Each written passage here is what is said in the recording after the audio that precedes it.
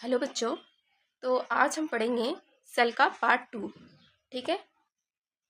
I hope कि आपने first part ज़रूर देखा होगा, फिर आप पार्ट 2 पर आए होंगे। ठीक है। तो इसमें हम स्टार्ट करते हैं।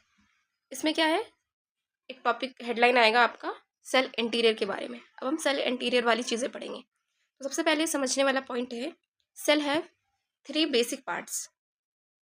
सेल का 3 बेसिक पार्ट होता है। वो 3 बेसिक पार्ट क्या होता है? प्लाज्मा मेम्ब्रेन, जो कि हमने कल पढ़ा था। ठीक है, that is selective permeable membrane. दूसरा क्या है? साइटोप्लाज्म। साइटोप्लाज्म में क्या होता है? देखो, ये सेल हमने पढ़ा था। सेल की बाहर वाली बाउंड्री क्या होती है? सेल मेम्ब्रेन, जो कि लिपिड बाइलेयर की बनी होती है। ठीक है। और उसके अंदर क्या होता है? न्यूक्लियस। ठीक है। और उसके बाद यहाँ पे न्यूक्लियस और सेल मेम्ब्रेन के बीच में jelly like semi fluid structure होता है, जिसको हम क्या कहते हैं? साइटोप्लाज्म। ठीक है, ये आपका साइटोप्लाज्म होता है। और बीच में क्या है? हमारा न्यूक्लियस। ये 3 बेसिक पार्ट्स होते हैं। ठीक है, जो एक सेल को डिफाइन करते हैं।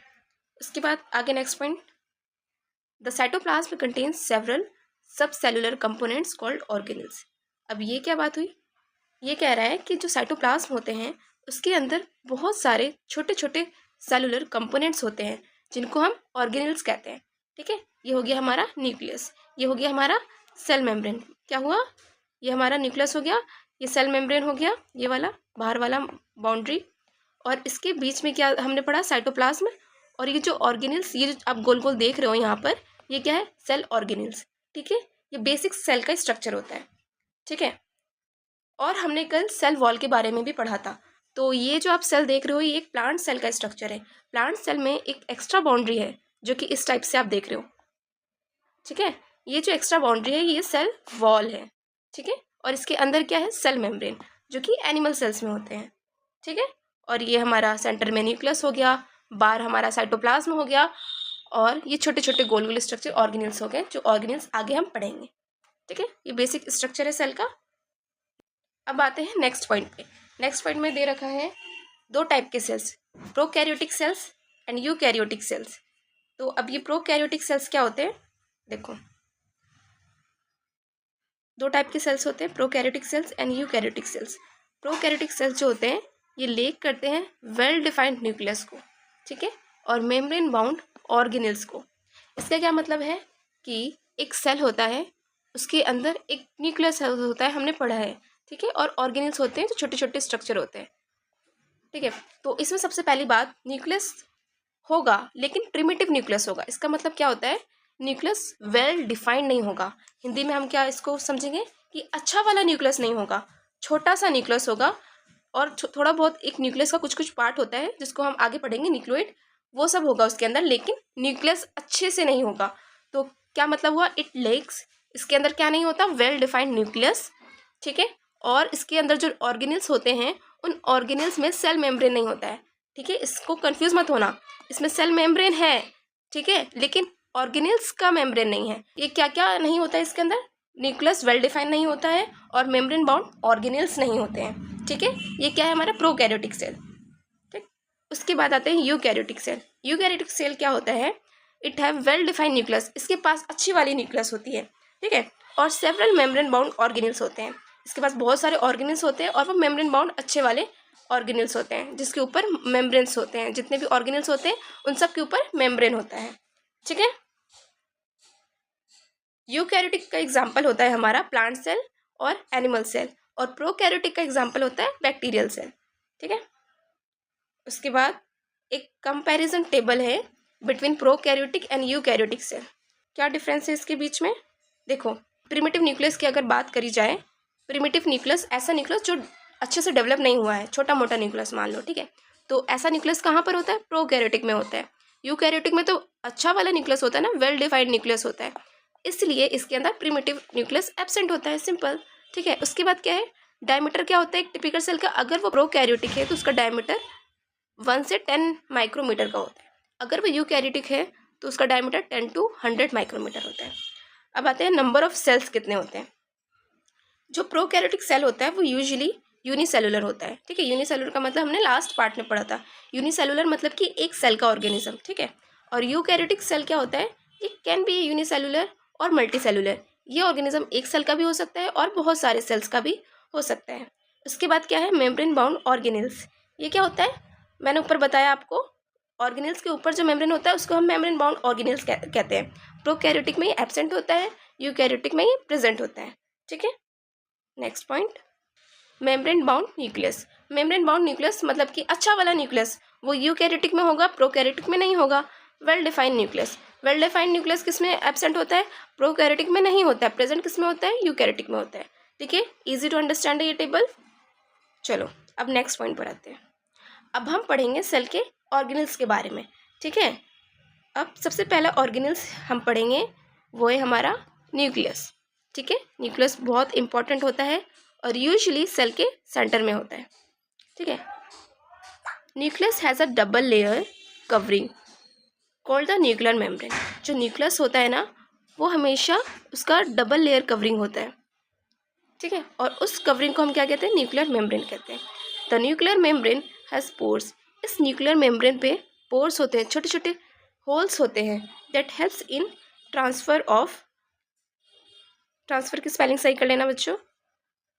ठीक है, that helps in transfer of materials between nucleus and cytoplasm. ये जो होल्स क्या करते हैं, जो न्यूक्लियस है और जो साइटोप्लाज्म है सेल का, उसके आपस में चीज़ों का एक्सचेंज करने में मदद करते हैं। ठीक है, नेक्स्ट पॉइंट क्या है, न्यूक्लियोलस। न्यूक्लियोलस क्या होता है, it is a dense round body in the nucleus. ये एक हमारा सेल है। ठीक है, सेल के अंदर हमारा न्यूक्लियस है और न्यूक्लियस के अंदर एक डेंस राउंड बॉडी होता है, उसको हम क्या कहते हैं, न्यूक्लियोलस। ठीक है, इतना समझ में आया, आगे बढ़ते हैं।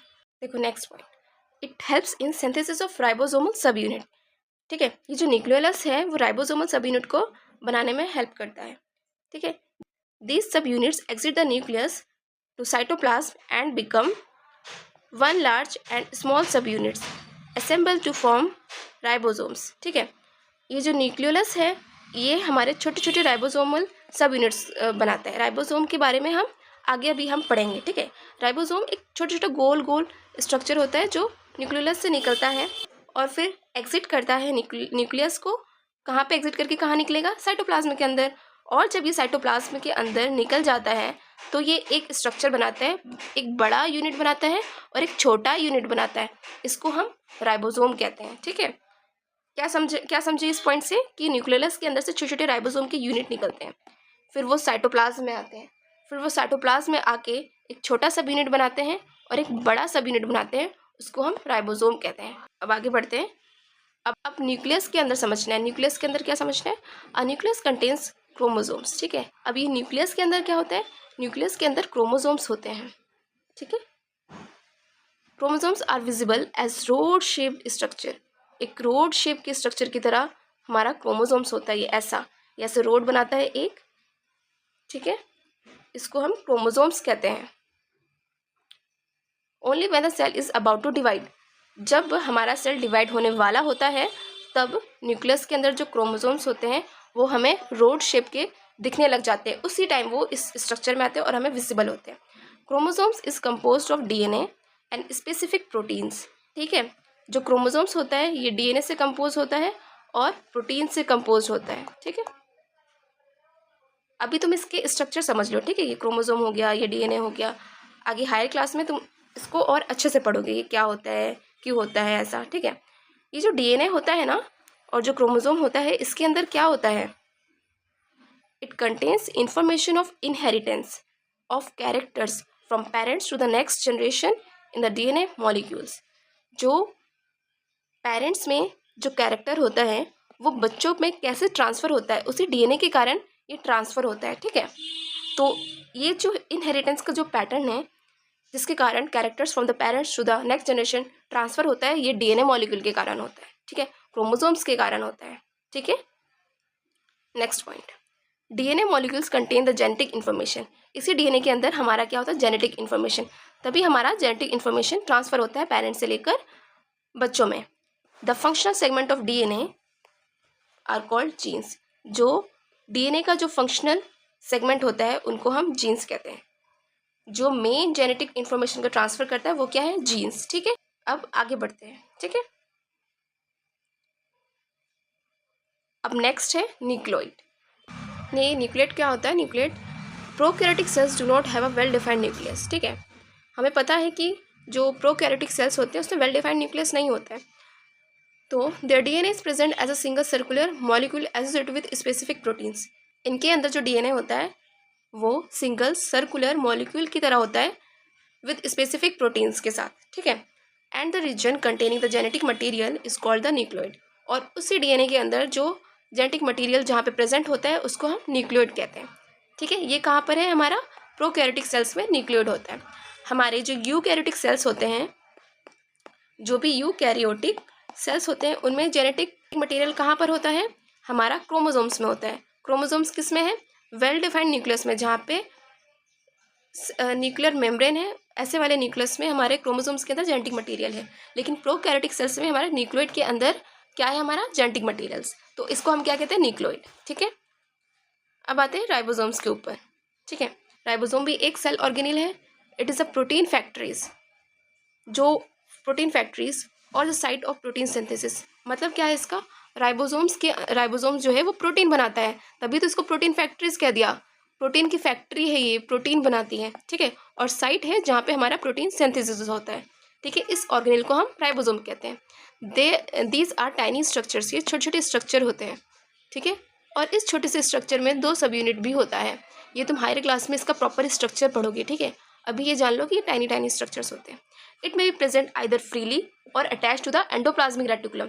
या तो ये सेल के साइटोप्लाज्म के अंदर फ्रीली प्रेजेंट होते हैं, या एक ऑर्गेनिल होता है जिसको हम एंडोप्लाज्मिक रेटिकुलम कहते हैं। ठीक है, उसके सरफेस पे प्रेजेंट होता है। ठीक है, समझ में आया? ये 2 तरीके से प्रेजेंट होते हैं। ये सेल साइटोप्लाज्म के अंदर ऐसे ऐसे बिखरे हुए भी हो सकते हैं, और ये एंडोप्लाज्मिक रेटिकुलम के ऊपर भी पाए जाते हैं। 2 तरीके से आते कहाँ से? मैंने ऊपर पढ़ाया था। ठीक है, अच्छे से पढ़ लेना ऊपर वाला, कहाँ से ये कैसे न्यूक्लियस से कैसे बाहर आता है। ठीक है, अब आगे बढ़ते हैं। चलो, अब है हमारा next organelle endoplasmic reticulum. Endoplasmic reticulum क्या होता है? It is one of the large organelle, के एक बड़ा ऑर्गेनिल होता है। It spreads like a network with in a cytoplasm. ये साइटोप्लाज्म में एज अ नेटवर्क की तरह स्प्रेड होता है।